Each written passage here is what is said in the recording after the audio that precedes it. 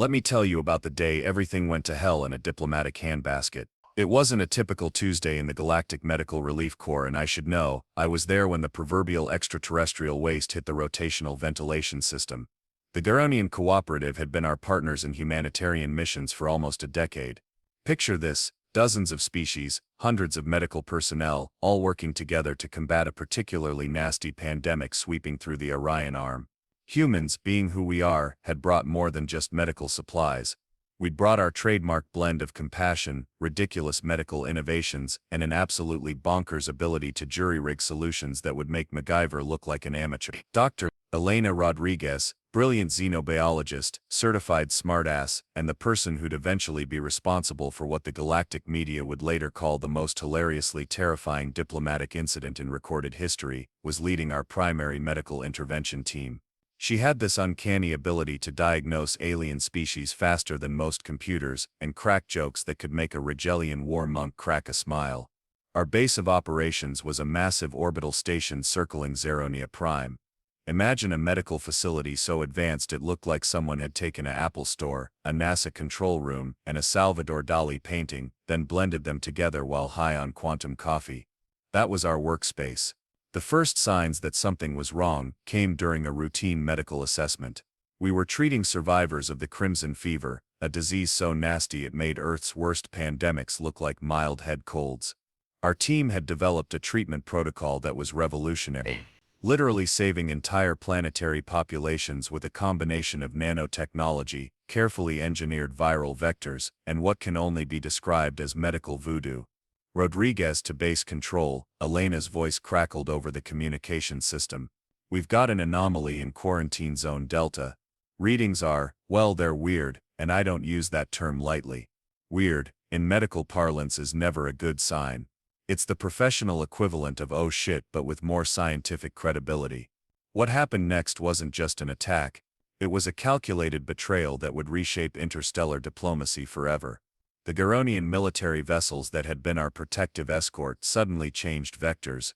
Their weapon systems, which were supposed to be monitoring for potential biological threats, began charging. And not the hey, we're running a diagnostic kind of charging. More like the we're about to turn you into atomic confetti kind. 12 medical stations were obliterated in the first 30 seconds. Thousands of medical personnel from at least 17 different species were just gone. Vaporized, erased from existence while trying to save lives. Our medical corps, our people, murdered without warning or explanation. Humans have a saying, don't get mad, get even. But what the Xeronians didn't understand was that our version of getting even was about to redefine the term proportional response. They thought they were dealing with a typical humanitarian mission. They had no idea they'd just declared war on the most stubborn, ingenious, and let's be honest, slightly unhinged species in the known galaxy. Humanity doesn't just fight wars, we turn them into performance art. And this was going to be our masterpiece. If you think government meetings are boring on Earth, try an emergency planetary defense council session after an alien force has just committed what can only be described as a medical genocide. Spoiler alert, it's about as calm as a caffeine-fueled squirrel convention. The United Earth Defense Headquarters looked like someone had taken a high-tech Apple store and mixed it with a Cold War-era war room. Holographic displays flickered with real-time data, while senior officials argued with the kind of passionate intensity usually reserved for family Thanksgiving dinners. Admiral Marcus Reyes, a man who had perfected the art of looking simultaneously furious and calculating, slammed his hand on the conference table. The holographic displays didn't even flinch. They murdered our medical personnel, he stated, each word falling like a precision-guided missile. Not soldiers, not combatants. Doctors, nurses, researchers trying to save lives. Dr. Anika Patel, our chief xenobiological intelligence analyst, brought up the mission logs. Her presentation was a masterpiece of controlled rage wrapped in scientific precision. Each slide was a brutal reminder of what we'd lost. Our medical corps isn't just a team, she explained, her voice steady but with an underlying current that suggested someone was going to pay. They're the most sophisticated medical response unit in galactic history. These weren't just doctors, they were walking miracles with advanced degrees. And she wasn't exaggerating. Humans have this unique ability to turn medical science into something that borders on magic. Our medical personnel don't just treat diseases, they wage war against biological threats with the same intensity most species reserve for actual combat. Take Elena Rodriguez, for instance. Before this mission, she'd developed a nanoviral treatment that could restructure cellular damage in radiation-exposed populations. Most species would consider that impossible. For her it was basically a Tuesday afternoon project. The intelligence reports started streaming in. The Xeronian attack wasn't just an isolated incident, it was systematic, surgical, which meant this wasn't a random act of violence, this was planned. They targeted our medical stations specifically, General Catherine Liu observed, zooming in on star charts. Not military bases, not research facilities, medical relief stations. The implications hung in the air like a toxic cloud. This wasn't just an attack. This was a message. But here's the thing about humanity, we're really good at receiving messages. And our response? Well, let's just say the Xeronians were about to learn that you do not, under any circumstances, mess with people whose primary mission is saving lives. So, Admiral Reyes looked around the room, a dangerous glint in his eye. How do we make them regret every single microscopic decision that led to this moment? The room went silent. And then one by one the most brilliant minds on the planet started to smile. War was coming. But this wouldn't be a typical war. This would be a uniquely human kind of retribution. The thing about human strategic planning is that we don't just prepare for war, we engineer psychological warfare into an art form that would make Machiavelli look like an amateur sketch artist. 3 days after the attack, a specially assembled team gathered in the most secure facility on Earth, an underground complex buried so deep beneath the Rocky Mountains that geological time seemed to move differently inside its walls. The facility, codenamed Prometheus Vault, was less a meeting room and more a temple of strategic vengeance. Dr. Elena Rodriguez sat at the center of the conference table, looking like she hadn't slept in days. Which technically, she hadn't. Her eyes were a map of exhaustion and pure, unfiltered determination. Around her sat a collection of humanity's most dangerous problem solvers, people who didn't just think outside the box, but had forgotten the box ever existed. Let's break down what we know, Elena began, activating a holographic display that flickered to life like a three-dimensional nightmare. The Xeronian attack wasn't just a military strike, it was a calculated attempt to cripple humanity's most critical humanitarian asset. Our medical corps represented something far more dangerous to some galactic powers than any military force, the ability to save lives indiscriminately, to heal without political boundaries, to demonstrate compassion as a form of cultural soft power. Admiral Marcus Reyes pulled up the first intelligence report. The Xeronian Cooperative has been experiencing internal political tensions, he explained. Our medical missions were exposing corruption within their own healthcare systems. We weren't just treating patients, we were inadvertently documenting systemic failures in their societal infrastructure. Dr. Anika Patel, the Xeronian ideological intelligence analyst, added her own layer of context. Their attack wasn't just about stopping our medical mission, it was about preventing exposure. Our nanomedicine and treatment protocols were revealing uncomfortable truths about their governmental structure. The room fell silent as the implications sank in. This wasn't just an attack, this was a desperate attempt at information suppression. Major Jack Harper, head of the Unconventional Warfare Division, leaned forward. His nickname, the Architect, wasn't just a military designation, it was a recognition of his ability to construct solutions so intricate and unexpected that they bordered on performance art. We're not going to respond with conventional military action, Jack announced. The statement hung in the air, unexpected and charged with potential energy. Elena raised an eyebrow. Go on, we're going to use their worst nightmare against them, Jack continued. Their medical infrastructure. The plan was brilliant in its complexity, and terrifying in its simplicity.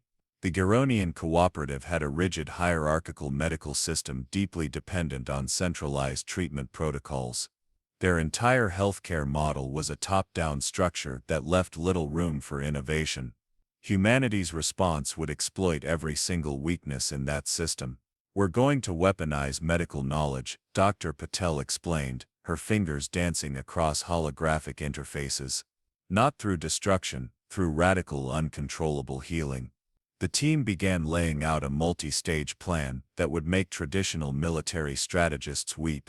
They would develop a series of medical interventions so advanced, so revolutionary, that they would simultaneously expose the Xeronian medical failures while offering solutions that would be impossible to refuse.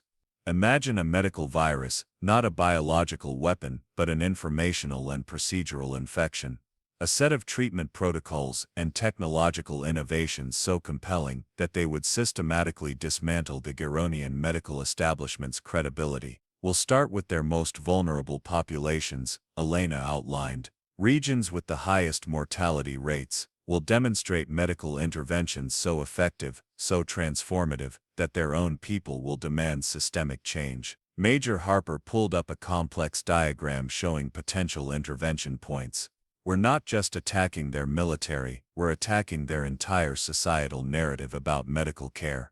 The plan had multiple layers: develop hyper-advanced medical nanotechnology, create intervention protocols that could be implemented with minimal infrastructure, design treatment methods that would expose the existing system's fundamental failures, distribute these protocols through underground medical networks, simultaneously prepare diplomatic documentation, proving the Xeronian leadership's direct involvement in the medical corps attack. "This isn't revenge," Admiral Reyes said, a dangerous smile playing on his lips. "This is a surgical reconstruction of an entire civilization's approach to healthcare." As the meeting concluded, each team member understood they were preparing something far more powerful than a traditional military response. They were preparing a revolution disguised as medical aid. The Xeronians had attacked humanity's medical corps. They were about to learn that healing could be the most devastating weapon of all. Infiltration is an art form. And like all great art, humanity's approach was going to be simultaneously beautiful, terrifying, and completely incomprehensible to anyone who wasn't thinking several-dimensional chess moves ahead. The first wave of our counterattack looked nothing like a traditional military operation. No massive battleships, no dramatic explosions, just a carefully orchestrated medical intervention that would make epidemiologists weep with both terror and professional admiration. Dr. Elena Rodriguez led a team of 6 specialists, each one a walking biological Swiss Army knife of medical expertise. They didn't look like an invasion force. They looked like a slightly exhausted medical conference delegation, complete with rumpled lab coats and an alarming amount of caffeine-induced energy. Their entry point was a Xeronian medical research station on the peripheral rim of the Kairos cluster. From the outside it appeared to be a routine medical exchange. Standard diplomatic protocols, proper documentation, absolutely no hints of the impending chaos. Major Jack Harper had spent weeks designing an infiltration strategy that was less a military operation and more a complex piece of performance art. Every single detail was calculated. Every single interaction was a precisely engineered domino waiting to be tipped. "We're not here to destroy," Elena had briefed her team during their final preparation. "We're here to fundamentally redesign their entire understanding of medical intervention." The Xeronian medical facility was a marvel of sterile efficiency, gleaming white corridors, automated diagnostic systems, hierarchical structures so rigid they made military command chains look like casual Friday gatherings. Each section was carefully segregated, each medical professional confined to extremely narrow zones of expertise. Humanity's approach was about to turn that entire system inside out. Their first intervention looked mundane, a series of medical case studies, routine data exchanges, the kind of bureaucratic paperwork that would normally put even the most caffeinated researcher to sleep. But each document was a carefully constructed Trojan horse. Take the first report, a seemingly innocuous study about treating a rare neurological condition prevalent in the Outer Rim colonies. On the surface it was a standard medical research paper. Underneath it contained computational models so advanced they would fundamentally challenge the Xeronians' entire approach to neural regeneration. Dr. Anika Patel had spent months developing these models. They weren't just medical protocols. They were intellectual landmines designed to detonate slowly, methodically, within the Xeronian medical establishment's most cherished theoretical frameworks. The beauty of our approach, Jack had explained during their planning, is that we're not just attacking their physical infrastructure. We're attacking their entire epistemological understanding of medical science. The team moved through the facility with the casual confidence of people who knew exactly how many intellectual landmines they were planting with each step. A casual conversation here, a seemingly offhand data transfer there. Each interaction was a precision strike against the Xeronian medical orthodoxy. Their primary target wasn't a physical location, it was a conceptual vulnerability, the rigid hierarchical medical research structure that had become the Xeronian Cooperative's greatest weakness. Dr. Rodriguez approached the central research database with the casual grace of a cat burglar, except instead of stealing valuables, she was depositing intellectual explosives that would detonate months, potentially years down the line. One of her team members, Dr. Marcus Chen, a specialist in xenobiological computational modeling, was simultaneously uploading a series of medical research protocols that would make the Xeronian researchers question everything they thought they knew about interspecies treatment methodologies. These weren't just medical papers. They were intellectual dynamite wrapped in the most seductive scientific language imaginable. The infiltration lasted precisely 72 hours. To an outside observer would have looked like a routine medical exchange. No alarms, no dramatic confrontations, just a series of data transfers and professional interactions.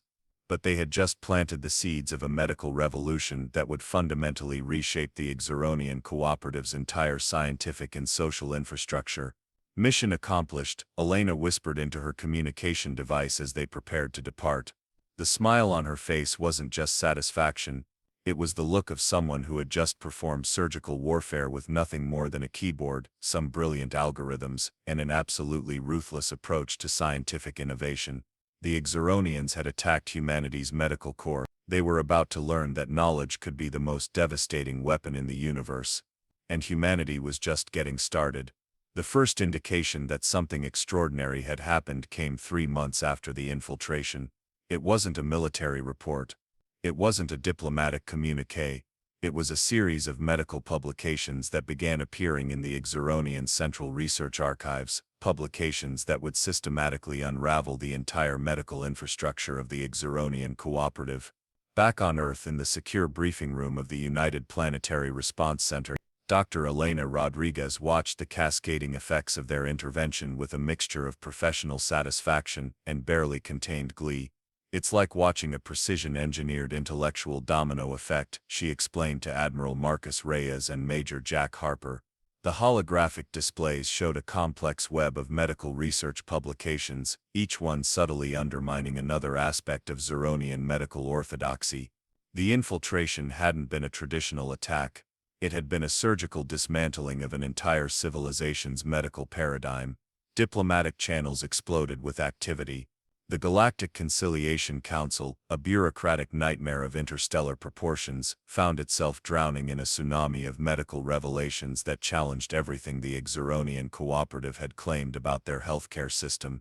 Dr. Anika Patel had been particularly ingenious. The research protocols they'd introduced weren't just theoretically advanced, they were practically irrefutable. Each paper came with computational models so precise, so meticulously documented, that challenging them would require dismantling fundamental principles of xenobiological research. We didn't just expose their failures, Patel explained during a classified briefing. We provided them with solutions so advanced, so comprehensive, that rejecting them would be an admission of complete scientific incompetence. The diplomatic fallout was multi-layered and devastating. Scientific credibility collapse. The Xeronian medical research community found itself in an impossible position. The published research was so advanced, so thoroughly documented, that challenging it would require them to admit massive systemic failures in their existing medical infrastructure. Political destabilization. Internal Xeronian political factions began to fracture. The medical corps attack had been intended to suppress information. Instead, it had triggered a comprehensive exposure of their systemic failures. Galactic perception shift. Other galactic civilizations began reassessing their relationship with the Xeronian Cooperative. A civilization that would attack medical personnel, and then be revealed to have catastrophically flawed medical systems, suddenly found itself diplomatically isolated. Major Jack Harper called it weaponized transparency. Admiral Reyes preferred intellectual warfare. Dr. Rodriguez simply called it taking out the trash. The most brilliant aspect of their strategy was its fundamental humanity. They hadn't destroyed the Xeronian medical system. They had offered a path to redemption. Each research paper wasn't just an exposure, it was a blueprint for improvement. We gave them a choice, Elena explained during a private moment with her team. Admit your failures, or evolve. The Xeronian leadership's response was predictably bureaucratic.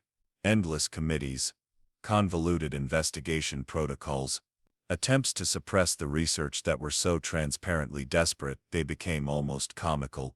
But the information was out. And in the age of interstellar communication, you can't put the proverbial scientific genie back in the bottle. Dr. Marcus Chen, the computational modeling specialist, had designed the research releases with a level of complexity that made traditional information suppression techniques look like children playing with finger paints. Each publication was a multi-layered intellectual trap. Challenge one aspect, and you'd expose weakness in another. Attempt to discredit the research, and you'd only draw more attention to the systemic failures. The Galactic Conciliation Council found itself in an unprecedented situation. The Xeronian Cooperative had attacked a medical relief mission, an action that violated nearly every existing interstellar humanitarian protocol. Now they were being comprehensively exposed not just as aggressors, but as fundamentally incompetent in their most critical societal infrastructure. This isn't just a diplomatic incident, Admiral Reyes observed during a classified briefing. This is a complete recalibration of interstellar power dynamics. Humanity had done something unprecedented. They had responded to an attack on their medical corps not with traditional military force, but with something far more devastating, unassailable scientific truth. The real victory wasn't military, it was intellectual, it was humanitarian. It was a demonstration that knowledge, compassion, and strategic thinking could be more powerful than any weapon. The Xeronians had attacked humanity's medical corps. They had no idea what was coming, and humanity was just getting started. 6 months after the infiltration, the universe had fundamentally changed. The Galactic Conciliation Council convened in a massive orbital station that looked like someone had taken the United Nations, merged it with a science fiction movie set, and added enough bureaucratic complexity to make even the most patient diplomat weep. Dr. Elena Rodriguez stood at the center of the primary assembly chamber, not as a defendant, not as an accused, but as something entirely unprecedented. A harbinger of a new type of interstellar diplomacy that defied every existing protocol. What you did, proclaimed Xeronian, the Arcturian Grand Mediator, is without precedent in galactic diplomatic history. Elena's response was quintessentially human. She smiled. Not a diplomatic smile. Not a calculated smile, but the kind of smile that suggested she knew exactly how deeply they had just redesigned the universe's understanding of conflict resolution. The aftermath of their intervention had rippled across multiple civilizations. The Xeronian Cooperative hadn't just been exposed, they had been comprehensively reconstructed from the inside out. Their medical infrastructure, once a rigid hierarchical system that valued bureaucratic control over actual healing, had been systematically dismantled and rebuilt. The research protocols introduced during the infiltration had proven so revolutionary that entire generations of Xeronian medical professionals were now retraining, reimagining their entire approach to healthcare. But this wasn't just about the Xeronians. This was about establishing a new paradigm of interstellar interaction. Major Jack Harper, sitting quietly in the diplomatic delegation, understood something profound. Humanity had just demonstrated that the most powerful weapon wasn't a battleship. It wasn't a quantum disruptor, it was knowledge, compassion, the willingness to solve problems instead of simply destroying them. The diplomatic hearings lasted weeks. But they weren't hearings in the traditional sense. They were more like a comprehensive review of how an entire approach to conflict could be fundamentally reimagined. Dr. Anika Patel presented computational models that broke down not just the Xeronian medical failures, but the systemic issues that had led to their aggressive action. Each presentation was a masterclass in diplomatic judo, exposing failures while simultaneously offering paths to redemption. We didn't seek punishment, She explained to the assembled galactic representatives. We sought understanding transformation. The implications were staggering. The attack on the medical corps, which had initially seemed like a straightforward act of aggression, was revealed to be a symptom of much deeper systemic issues within the Xeronian Cooperative. Economic inefficiencies, massive healthcare disparities, governmental structures that prioritized control over actual problem solving. The medical corps infiltration had been a scalpel carefully dissecting these underlying issues. Admiral Marcus Reyes, who had initially prepared for a traditional military response, found himself at the center of a diplomatic revolution. Humanity had just demonstrated that there were solutions beyond conventional warfare. We could have destroyed them, he stated during one of the closed sessions. Instead, we chose to heal them. The Xeronian diplomatic delegation was a study in controlled desperation. They had expected military retaliation. They had prepared for traditional conflict. Instead, they found themselves facing something they couldn't comprehend, a response so nuanced, so multifaceted, that it defied their entire understanding of interstellar conflict. Dr. Rodriguez's final statement to the Galactic Conciliation Council became an instant historical document. We are not here to punish. We are here to demonstrate that compassion can be a form of strength. That healing is not weakness. That understanding is the most powerful weapon in any civilization's arsenal. The resolution was unprecedented. The Xeronian Cooperative was required to completely restructure their medical infrastructure, provide full reparations to the families of medical personnel killed in the attack, submit to a decade of open medical research collaboration, implement the proposed medical protocols developed during the infiltration. But these weren't punitive measures, they were an invitation to transformation. As the diplomatic session concluded, something remarkable happened. The assembled representatives from dozens of civilizations looked at humanity not with fear, not with suspicion, but with a newfound respect. They had just witnessed a fundamental reimagining of conflict resolution. The Xeronians had attacked humanity's medical corps. They thought they were destroying a humanitarian mission. Instead, they had unleashed a revolution, and humanity was just getting started.